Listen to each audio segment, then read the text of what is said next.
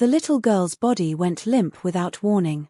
One moment, 5-year-old Amira Thompson was laughing on the swing, her braids flying behind her as she pumped her legs higher and higher. The next moment, her small hands released the chains. Her eyes rolled back. She slid off the seat like a rag doll and crumpled onto the wood chips below. Brianna Thompson saw it happen from the bench where she sat a day. Time seemed to stop. Her niece's pink sneakers pointed toward the grey sky. Her little chest wasn't moving. Brianna's coffee cup hit the ground as she ran. Her legs felt like they were moving through water. Too slow. Everything too slow. Amira, she screamed, dropping to her knees beside the child. She pressed her ear to the girl's chest. A heartbeat. Faint. Irregular. But there. Someone call 911, Brianna shouted, but her voice cracked and came out weak. The park was nearly empty on this cold Tuesday morning. A jogger had earbuds in. An elderly woman sat too far away to hear. Brianna fumbled for her phone with shaking hands. She couldn't find it. It must have fallen somewhere. Her vision blurred with tears. Is she breathing? The voice came from behind her. Deep. Calm. Brianna turned to see a tall man in a dark wool coat running toward them. He had sharp features and green eyes filled with concern. She has a pulse but she won't wake up, Brianna said, her voice breaking. She just fell. She just collapsed. The man knelt beside them. He pressed 2 fingers to Amira's neck, then leaned his ear close to her mouth. She's breathing but it's shallow. We need to get her to a hospital now. My car is right there. He pointed to a black SUV parked along the street. The ambulance will take too long in this traffic, he said. I can get us to Mercy General in 8 minutes. Do you trust me? Brianna looked at this stranger. She looked at her niece's still face. She thought about what her sister Denise always said before she died. Pride won't pay the bills, Bri. Take help when it comes.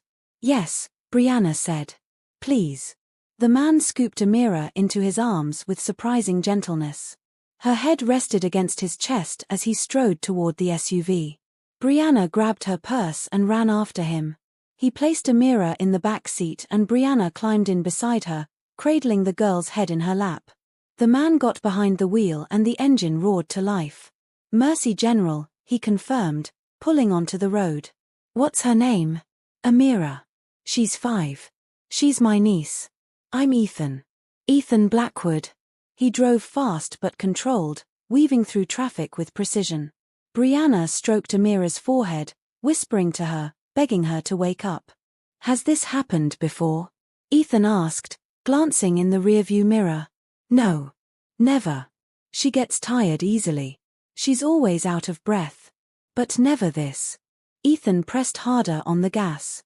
They reached the emergency entrance in 7 minutes. Ethan ran inside and returned with nurses and a stretcher. They lifted Amira's small body onto it and wheeled her through the automatic doors. Brianna tried to follow but a nurse stopped her. Family only past this point. Are you her mother? I'm her aunt. Her guardian. Her mother is dead. The nurse's face softened. Come with me. Brianna looked back at Ethan standing near the entrance. His coat had wood chips on the sleeve from where he had knelt in the park.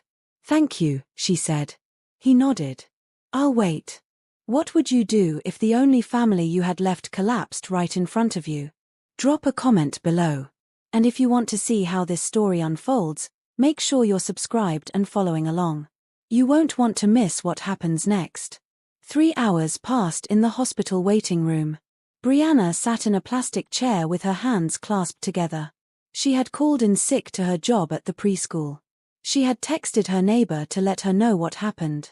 She had prayed until she ran out of words. Ethan Blackwood was still there.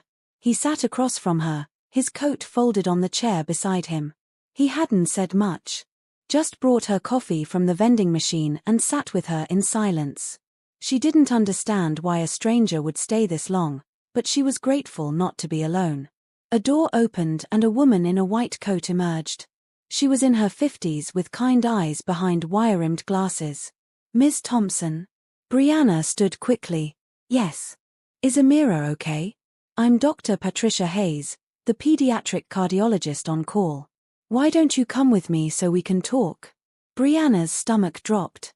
When doctors wanted to talk in private, it was never good news. She followed Dr. Hayes down a corridor and into a small consultation room. The walls were painted a soft blue meant to be calming. It wasn't working. Please sit, Dr. Hayes said, gesturing to a chair.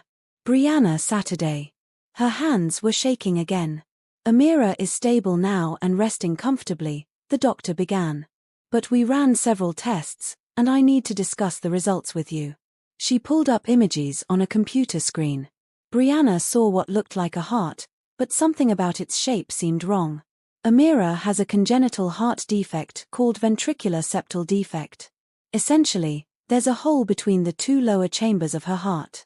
It's been there since birth. But she's never collapsed before, Brianna said. How did no one catch this? These defects can go undetected for years, especially smaller ones. But Amira's has grown larger, and her heart is now struggling to pump blood efficiently. That's what caused her to faint today. Brianna pressed her hand to her mouth. Her sister Denise had never mentioned any heart problems. Maybe she never knew. What do we do? Brianna asked. Is there medication? Treatment? Dr. Hayes paused. The kind of pause that meant the news was about to get worse. Amira needs surgery. Open heart surgery to repair the defect. Without it, her condition will deteriorate. She could have another episode like today, and the next one could be fatal. The word hit Brianna like a physical blow. Fatal. Surgery, Brianna repeated. Okay. When can you do it? We can schedule it within the next 6 weeks. That's the window we're working with before her condition becomes critical. Dr. Hayes hesitated. There is the matter of cost. The procedure, hospital stay, and follow-up care will total approximately $200,000. Brianna's breath caught. $200,000. She made $34,000 a year as a preschool teacher. She had $1,200 in savings. My insurance, she started. I've already checked with our billing department. Your insurance will cover roughly $40,000. The remaining $160,000 would be your responsibility. Brianna stared at the image of Amira's heart on the screen. That small, broken organ was the only thing keeping her niece alive. And she couldn't afford to fix it. There must be something, Brianna said. Payment plans. Charity programs. Something.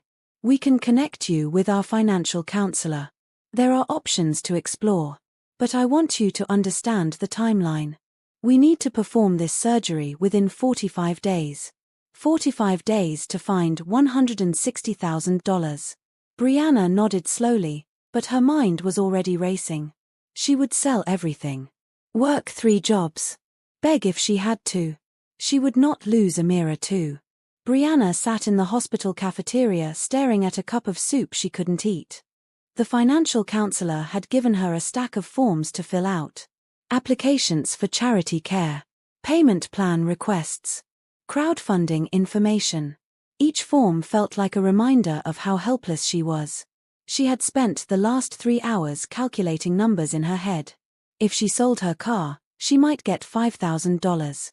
Her furniture maybe another $2,000. She could pick up shifts at the diner where her friend worked. Donate plasma. It still wouldn't be enough. Not even close. Amira was asleep upstairs in the pediatric ward. The nurse said she was comfortable. The 4 was giving her fluids and her heart rhythm had stabilized. But the word temporary hung over everything. Temporary stable. Temporary safe. May I sit? Brianna looked up. Ethan Blackwood stood beside her table holding a coffee cup. She had forgotten he was still here. You're still here, she said. I wanted to make sure she was all right. He sat across from her. The nurse told me she's doing better. That's good news. Brianna nodded but couldn't muster any expression of relief. Ethan studied her face. You spoke with the doctor. It's serious. It wasn't a question. Brianna didn't know why she answered. Maybe because he was there. Maybe because she needed to say it out loud to someone. She needs heart surgery. $200,000. Insurance covers a fraction. I have 45 days to come up with the rest or she. Brianna stopped. She couldn't finish the sentence. Ethan was quiet for a moment. When he spoke, his voice was steady and calm. Let me pay for it. Brianna blinked. She must have misheard him. What? The surgery. Let me cover the cost. All of it. You don't even know us. I know a child needs help. That's enough. Brianna shook her head. This didn't make sense. People didn't offer to pay $200,000 to strangers. There had to be a catch. There always was. Why would you do that? What do you want? Ethan leaned back in his chair. His expression was hard to read. I lost my mother when I was 10 years old. She had a heart condition too. We didn't have money.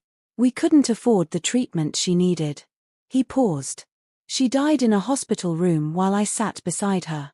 I was too young to do anything then. I'm not too young now. His words hung in the air between them. Brianna saw something shift in his eyes. Pain, old and deep. He wasn't offering charity. He was offering something else. A chance to change an outcome he couldn't change for himself. Brianna thought about Denise. Her sister's voice echoed in her memory. Take help when it comes, Bri. People want to help. Let them. She had spent her whole life refusing help. Proving she could do everything alone. And where had it gotten her? Broke. Exhausted. Unable to save the one person who mattered most. Okay, Brianna said. Ethan raised his eyebrows. Okay. Yes. I accept. Thank you. Her voice was thick, but she forced herself to meet his eyes. I accept and I'm grateful. More grateful than I can say. Ethan nodded once. Good. I'll talk to the billing department today and handle everything. All you need to focus on is Amira. Brianna felt tears slide down her cheeks.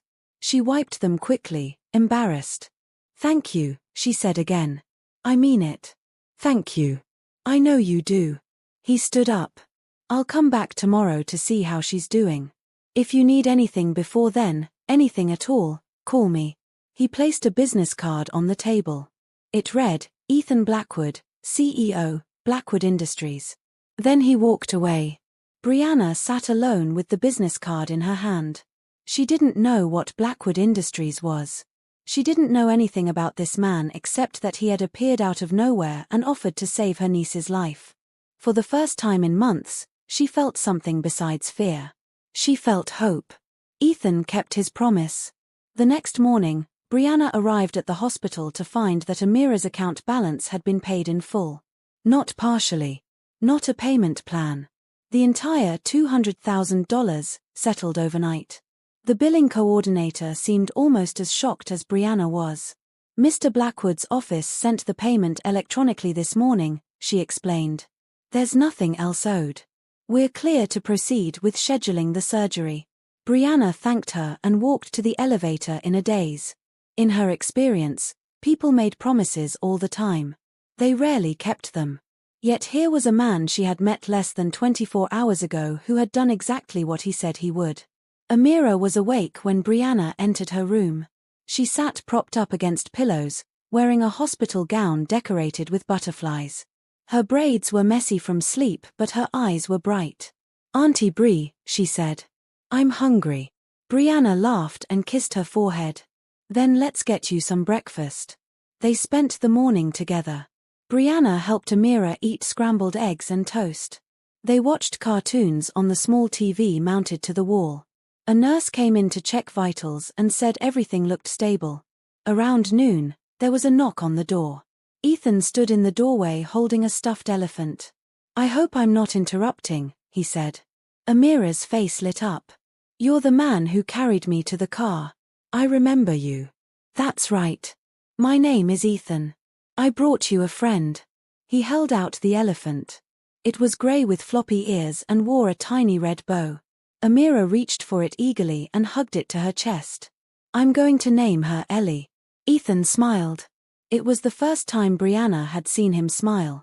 It changed his whole face, made him look younger and softer. Ellie is a perfect name, he said. He sat in the chair beside the bed and talked to Amira like she was a grown-up. He asked about her favorite foods and her favorite shows. He told her about a dog he had when he was little named Biscuit. Amira giggled and said that was a silly name for a dog. Brianna watched them from the corner of the room. She couldn't help but notice how natural Ethan was with her niece. How patient and gentle. Not everyone knew how to talk to children. He did. Later, when Amira fell asleep with Ellie tucked under her arm, Brianna walked with Ethan to the hallway. "Thank you for coming," she said. "And for the elephant. You didn't have to." "I wanted to." He paused. "How are you holding up?" The question surprised her. No one had asked her that. Everyone asked about Amira, which made sense. But no one thought to ask how Brianna was handling the weight of it all. "I'm scared," she admitted. "I keep waiting for something to go wrong. For this to fall apart." Ethan nodded slowly. "That makes sense. You've had the rug pulled out from under you before. How do you know that?" "Because I recognize the look. I've worn it myself." Brianna studied him. This man with his expensive coat and billion-dollar company. He looked like someone who had everything. But that wasn't what she saw in his eyes. She saw someone who understood loss. "My sister Denise died 6 months ago," Brianna said. She didn't know why she was telling him this. It just came out. Car accident. She was Amira's mother. "Denise was my best friend. We grew up together, just the two of us. Our parents passed when we were teenagers. It was always her and me against the world." Her voice wavered. "Now it's just me. And Amira. And I can't lose her too. I can't." Ethan didn't offer empty comforts. He didn't say it would be okay or that everything happens for a reason. He just stood there and listened. Let her words exist without trying to fix them. "You won't lose her," he said finally. "The surgery is scheduled. The doctors are excellent. You're doing everything right." Brianna wiped her eyes. "Thank you. For all of it. You showed up out of nowhere and changed everything. I don't understand why, but I'm grateful." "You don't have to understand. You just have to let me help." She nodded. "I'm trying." "Good. That's enough. Sometimes help comes from the people we least expect. But what happens when that help turns into something more? Would you trust a stranger who offered to save someone you love?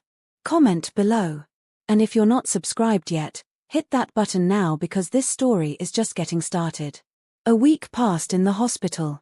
Amira grew stronger each day.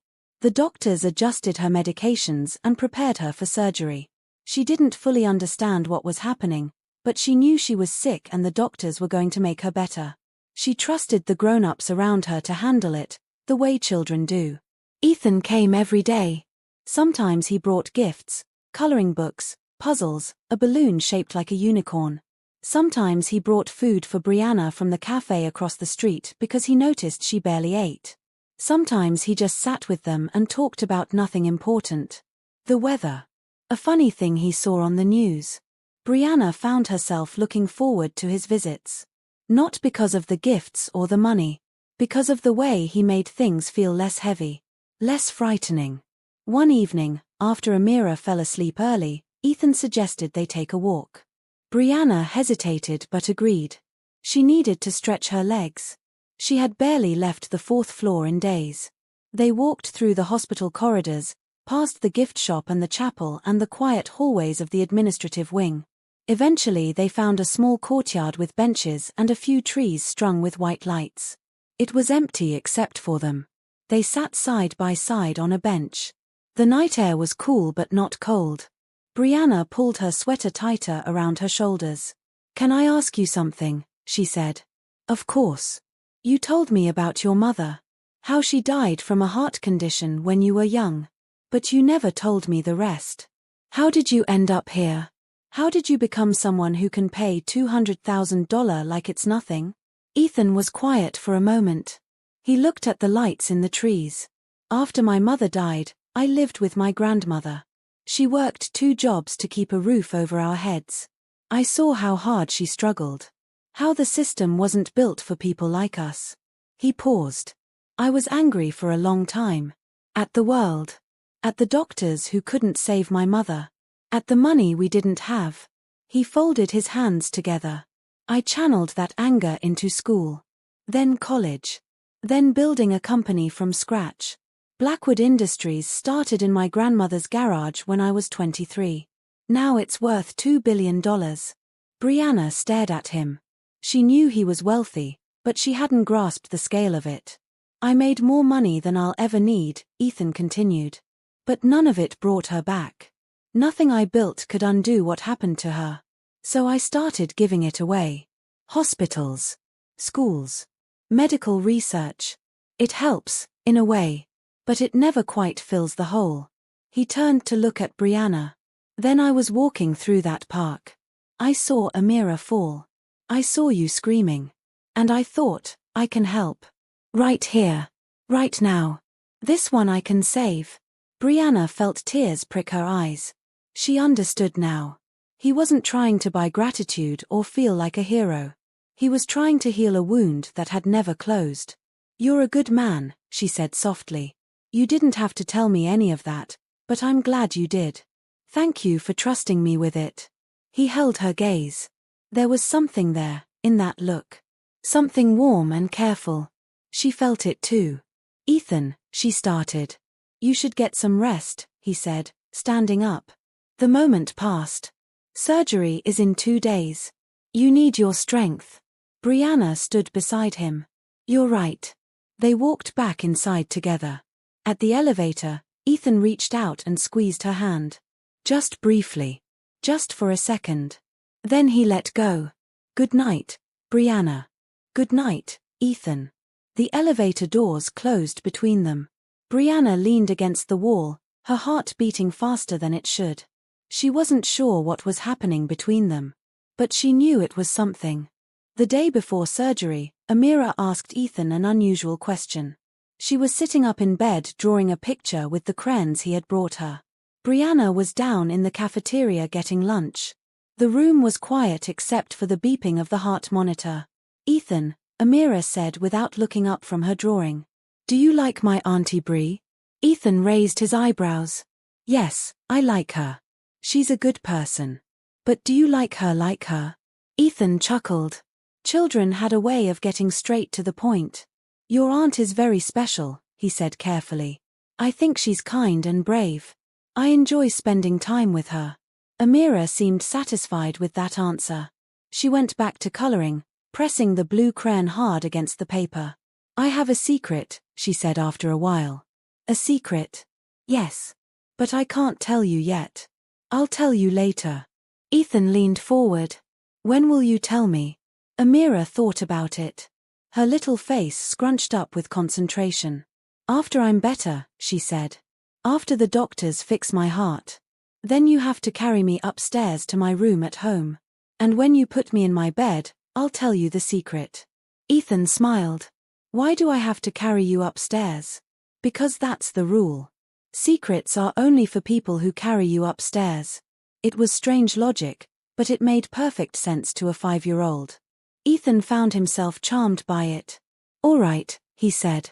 It's a deal. After you're all better, I'll carry you upstairs to your room. And then you'll tell me the secret. Amira nodded seriously. Promise? I promise.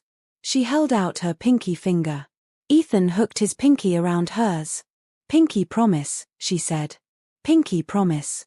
When Brianna returned with sandwiches and juice, she found them giggling about something they wouldn't explain. She looked between them with suspicion but didn't push. There was something sweet about seeing them together, sharing their own little world. That night, after Amira was asleep, Brianna asked Ethan what was so funny. She made me promise something, he said. I'm not allowed to say what. A secret. Apparently. Brianna shook her head but smiled. She's always been like that. She and her mother used to have secrets. Little games between the two of them. Denise loved making everything feel special. Even ordinary things. Amira is a lot like her mother, then. She is. It's a comfort and a heartbreak at the same time. Ethan nodded. He understood the feeling of seeing someone you lost reflected in the people they left behind. The surgery is tomorrow, Brianna said. Her voice was steady but her hands twisted in her lap. Dr. Hayes says it should take about 4 hours. The success rate is high. She's confident. Then we should be confident too. I'm trying. Brianna took a breath. I don't know how to thank you for all of this. Not just the money. Everything. Being here. Being with her. I don't know what I would have done alone. Ethan reached over and took her hand. This time he didn't let go immediately. You're not alone. I'll be there tomorrow. I'll wait as long as it takes. Brianna squeezed his hand back. Okay. They sat like that for a while, hands linked, watching Amira sleep. Tomorrow would change everything. One way or another. The morning arrived too quickly. Brianna woke in the cot the nurses had set up beside Amira's bed. She hadn't slept much. Every time she closed her eyes, she saw the worst-case scenario playing out in vivid detail. She dressed quietly and brushed her teeth in the tiny bathroom. When she came out, Amira was awake and sitting up, clutching Ellie the elephant. Is today the day? Amira asked. Yes, baby. Today the doctors are going to fix your heart. Amira was quiet for a moment. Then she said, will you be there when I wake up? I'll be right there.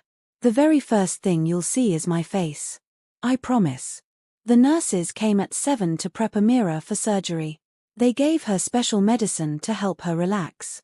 Within minutes, her eyelids grew heavy and she yawned. I'm sleepy, Auntie Bree. That's okay. You can sleep. When you wake up, you'll feel so much better. Brianna kissed her forehead. She smoothed back her braids. She told her she loved her. Then the orderlies came with a stretcher and wheeled Amira away down the hallway. Brianna watched until she disappeared through the double doors. A hand rested on her shoulder. Ethan stood beside her. He must have arrived early. She's going to be fine, he said. Brianna couldn't speak. She just nodded. They went to the surgical waiting room together. It was a bland space with beige walls and old magazines on the coffee table. A TV in the corner played daytime talk shows on mute. Other families sat scattered in chairs, all of them wearing the same expression of worried waiting.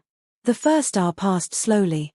Brianna sat rigid in her chair, unable to read or talk or do anything but stare at the clock. Ethan brought her water.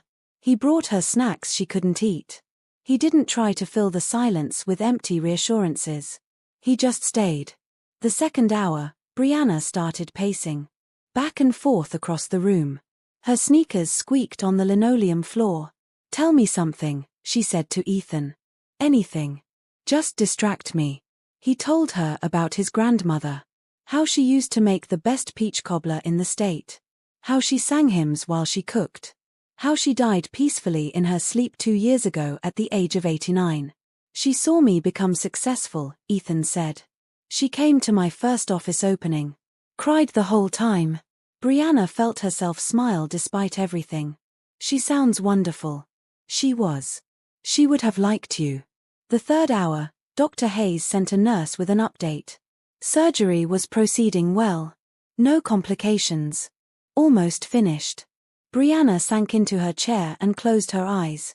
For the first time in hours, she breathed. The fourth hour, the double doors opened. Dr. Hayes walked out, still in her surgical cap and gown. Her face gave nothing away. Brianna shot to her feet. Dr. Hayes. The doctor stopped in front of them. She pulled off her cap. Then she smiled. Surgery was successful. We repaired the defect completely. Amira did beautifully. She's in recovery now and you can see her soon. Brianna's knees buckled. Ethan caught her arm, steadying her. She's okay? Brianna whispered. She's okay. Better than okay. She's going to make a full recovery. Brianna covered her face with her hands and sobbed. Deep, shaking sobs of relief. All the fear she had held for weeks came pouring out. Ethan put his arm around her and let her cry against his shoulder. He didn't say anything. He just held her. Thank you, she said into his coat. Thank you, thank you, thank you. He rubbed her back gently. She's going to be fine. I told you. When everything you've feared finally lifts, what remains? Sometimes it's just gratitude. Sometimes it's something more. If you've been following this story, You know there's still one secret waiting to be revealed. Stay tuned, because this journey isn't over yet. Make sure you're subscribed so you don't miss the ending. Amira woke up asking for pudding. The nurses laughed and said that was a very good sign. Within 2 days, she was sitting up, eating solid food, and complaining that the hospital gown was itchy. Within a week, she was walking laps around the pediatric ward with Brianna holding her hand, waving at every nurse they passed. The color returned to her cheeks. Her energy came back. The tiny girl who had collapsed lifeless in the park now couldn't stop talking about going home and seeing her room and playing with her toys. And Ethan has to carry me upstairs, she reminded Brianna for the 20th time. He promised. I know, baby. He'll keep his promise. Ethan visited every day during her recovery. He brought Amira books and games. He brought Brianna lunch from different restaurants around the city because he noticed she got tired of hospital food. He sat with them during physical therapy sessions and cheered Amira on when she completed her exercises. One afternoon, while Amira napped, Brianna and Ethan stood by the window looking out at the city below. She gets discharged on Friday, Brianna said. Dr. Hayes says she's healing ahead of schedule. That's great news. It is. Brianna turned to face him. Ethan, I need to say something. He waited. These past few weeks, you've been here every day. You've done so much for us. And I know you did it for your own reasons, to heal something in yourself. But somewhere along the way, it became something else too. At least for me. Ethan's expression softened, but he didn't speak.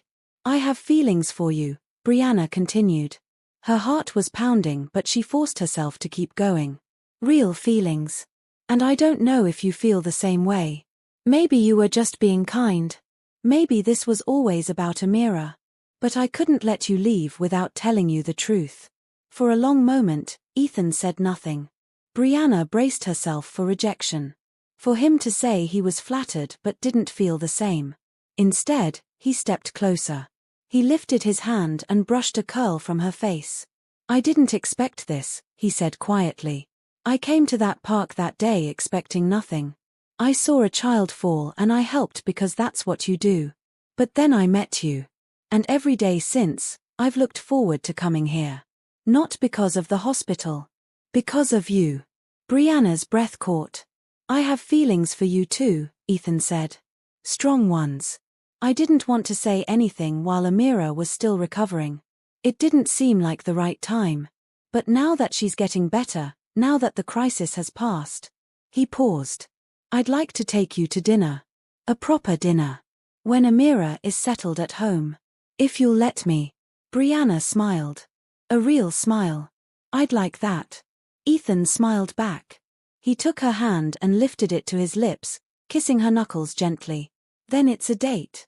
Behind them, from the hospital bed, came a small voice. I knew it. I knew you liked her. They turned to see Amira sitting up, grinning at them. You were supposed to be asleep, Brianna said. I woke up. Are you and Ethan going to get married?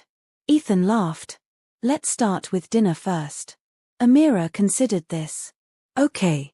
But he still has to carry me upstairs. A promise is a promise. Yes it is, Ethan said. And I always keep my promises. Friday came bright and clear. Dr. Hayes signed the discharge papers at 10 in the morning. The nurses gathered to say goodbye to Amira, who had become a favorite in the pediatric ward. They gave her a certificate that said bravest patient and a lollipop the size of her face. Thank you for fixing my heart, Amira told Dr. Hayes solemnly. The doctor bent down to her level. Thank you for being such a good patient. You take care of yourself, okay? And listen to your aunt. I will. Ethan pulled his SUV up to the hospital entrance. Brianna helped Amira into the back seat and buckled her in. Ellie the elephant sat in her lap. Ready to go home? Brianna asked. Amira nodded eagerly. And then the secret. Brianna glanced at Ethan. He just smiled. They drove across town to the small apartment where Brianna and Amira lived. It was a modest place in a brick building, 2 bedrooms on the 3rd floor. Brianna had cleaned and prepared before the hospital stay, making sure everything would be ready for Amira's return. They parked on the street and walked to the entrance. Brianna unlocked the main door. "No elevator," she said to Ethan apologetically. "Just stairs." "That's all right. I've been training for this." Amira giggled. Ethan bent down and lifted the little girl into his arms. She was light, especially after weeks of hospital food. She wrapped her arms around his neck and rested her head against his shoulder. "Ready?" he asked. "Ready." He carried her up the first flight of stairs. Then the second. Amira was quiet in his arms, her small fingers gripping his collar. By the third flight, Ethan's legs were burning, but he didn't slow down. He reached the apartment door and stopped. Brianna unlocked it and pushed it open. "Her room is down the hall on the left," she said. Ethan carried Amira through the small living room and down the narrow hallway. Her bedroom was painted lavender with white curtains and a shelf full of stuffed animals. A bed with a butterfly comforter sat against the wall. Ethan set her down gently on the mattress. He pulled the comforter over her legs and placed Ellie beside her. "There you go. Safe and sound." Amira looked up at him with serious eyes. "Now you kept your promise," she said. "So I'll keep mine." Ethan sat on the edge of the bed. Brianna stood in the doorway, watching. "What's the secret?" Ethan asked. Amira leaned forward. She cupped her hands around her mouth and whispered near his ear, but loud enough for Brianna to hear. "Before my mommy went to heaven, she told me to pray every night for a guardian angel. She said God would send someone to take care of me and Auntie Bree. So I prayed and prayed and prayed." She pulled back and looked at him. "Then you came. You're the answer to my prayer. You're our guardian angel." Ethan's face changed. Something in him broke open. His eyes grew wet. "Amira," he said, his voice rough. "I'm not an angel." "Yes you are. Mommy said angels don't always have wings. Sometimes they just have kind hearts." Ethan pulled the little girl into a hug. He held her tight, his shoulders shaking slightly. Brianna wiped tears from her own cheeks. When he let go, he kissed Amira's forehead. "Thank you for telling me," he said. "That's the best secret anyone has ever told me." Amira smiled. "You're welcome.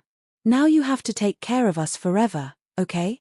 That's what guardian angels do." Ethan looked at Brianna standing in the doorway. She was crying and smiling at the same time. "Okay," he said. "I can do that." 6 months later. Spring had arrived, turning the city green and gold. The trees in the park where Amira once collapsed were now covered in blossoms.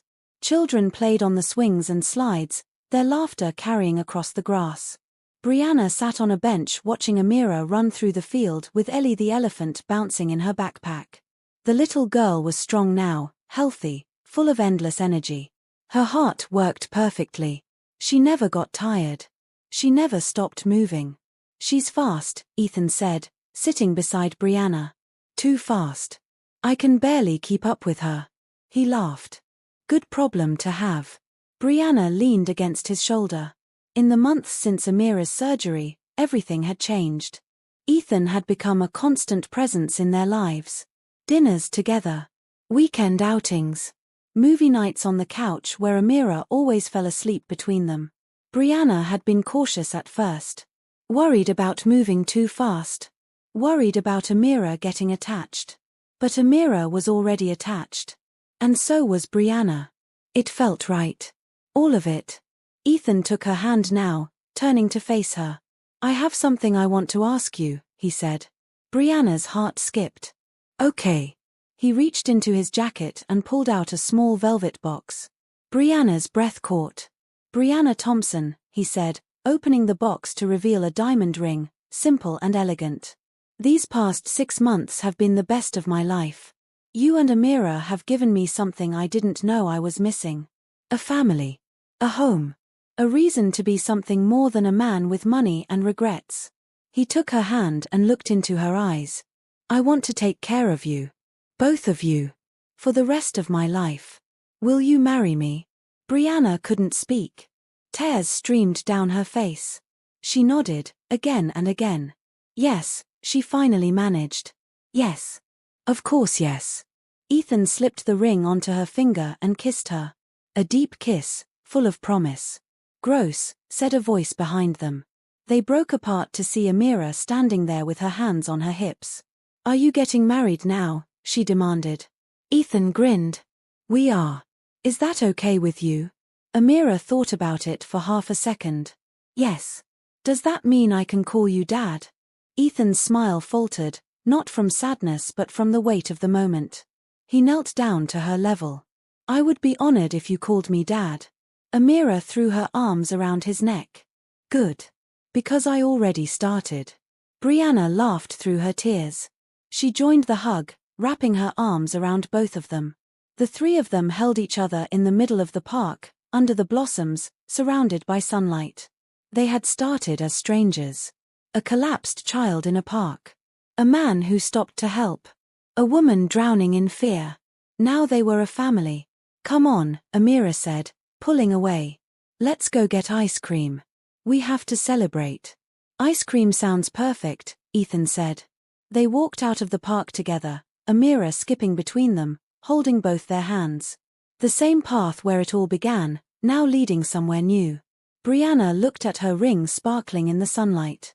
She thought about Denise. How her sister always said to take help when it came. How she told Amira to pray for a guardian angel. Maybe Denise knew something Brianna didn't. Maybe angels really do come when you need them most. And sometimes they stay forever.